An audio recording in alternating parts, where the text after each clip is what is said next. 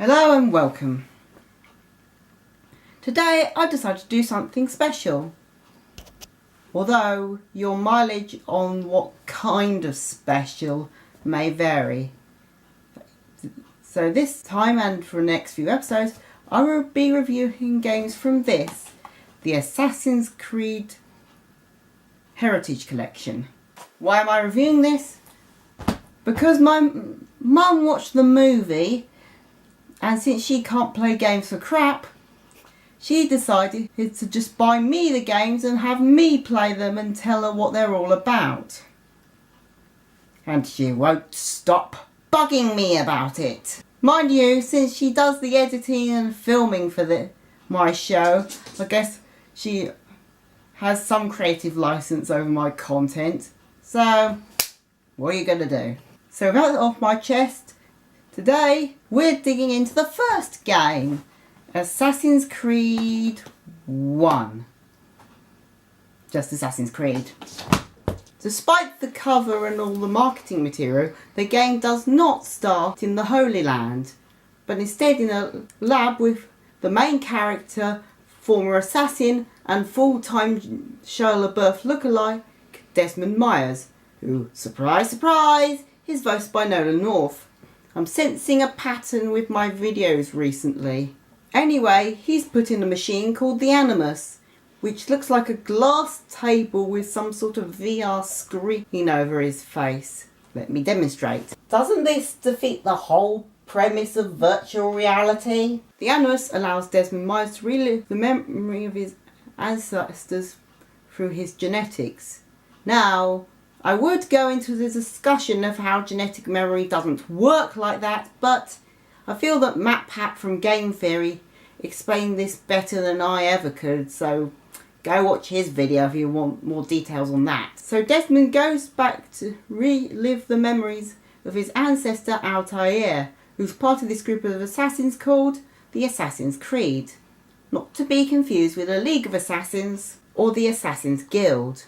These assassins' goal is to assassinate people they believe are threats to the world and to conceal their existence from the world. They work for no government, country, organisation and are not guns for hire. They also don't believe in God or any cosmic power. You find a mystical item that the Templars want and make a few mistakes that causes Altair to be ranked down in the assassins. Then you're given your orders by the head of the Assassin's Creed to hunt down and assassinate a group of people on both sides of the crusade who they've deemed threats, and in doing so you'll gain your honour and status back into the Creed. So off you trot to assassinate your targets in the three main cities, Jerusalem, Damascus and Acre. Meanwhile discovering that all these people are secretly connected to the Templars. Occasionally cutting back to Desmond Myers, wandering around the lab and discovering that the Templars are still around and are the ones running the lab. So after defeating and killing who you think is in charge of the Templars, you head back to the Creed only to discover that the leader of the Assassin's Creed has been working with the Templars the whole time and is using the mystical object. Okay, it's technically called a piece of Eden, although from the look of it, I think a more appropriate name would be Magical Fabergé Egg. So after killing the traitorous teacher, the magic Fabergé Egg reveals a globe with all the locations to the other pieces of Eden. Then it abruptly cut back to Desmond Myers who's in the lab with scientists talking about whether he's still useful to them or not.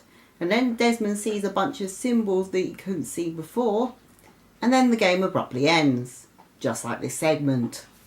The gameplay is a bit odd. The controls feel a bit clunky and off, and despite the game's heavy emphasis on stealth when it comes to the assassinations, there's no crouch button. Fortunately, this also means there's no opportunity to make another crouch walk joke. Shame.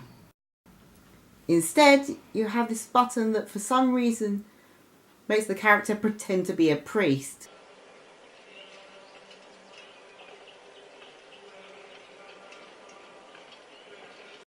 Domine electo.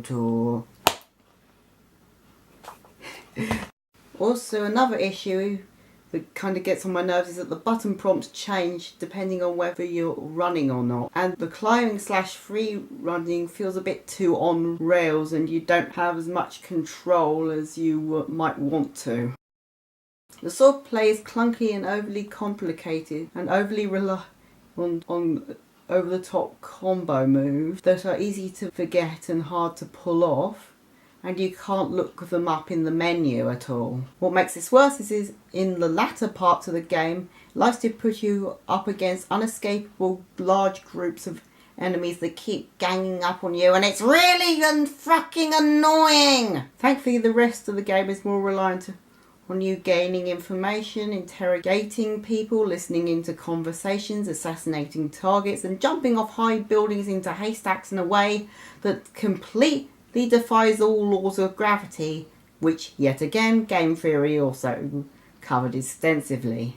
The graphics are okay for the time, although some textures look like they were painted on. One of these being, strangely enough, Desmond Miles' hair.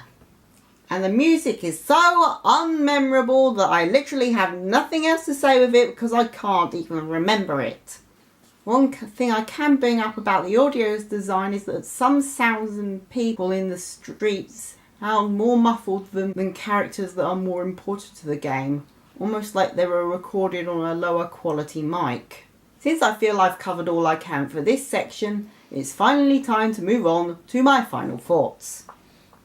While the game had a clever premise and interesting ideas, I feel that it gets kinda ruined by awkward and unnecessary design choices and gameplay that I feel has been done better in similar games, Batman Arkham Asylum series. In fact, the awkward execution and unneeded decisions kind of reminds me of a certain movie that came out recently. So the game's okay, but hopefully it gets more polished, the series gets more polished and better from here on out. Cease your opinionated blathering. Oh no, it's a Templar. Yes, I am here to eliminate you for having an opinion which goes against our Order's plan to conquer the world and eliminate all free will. Listen, I've dealt with a secret organisation that was bent on dominating the world before. Plus, after playing this game, I now know how to defeat you. How, may I ask, do you plan to do that? Like this. Behold the power of the magic Fabergé egg! No! There, that should take care of him for an episode or two. See you in part 2.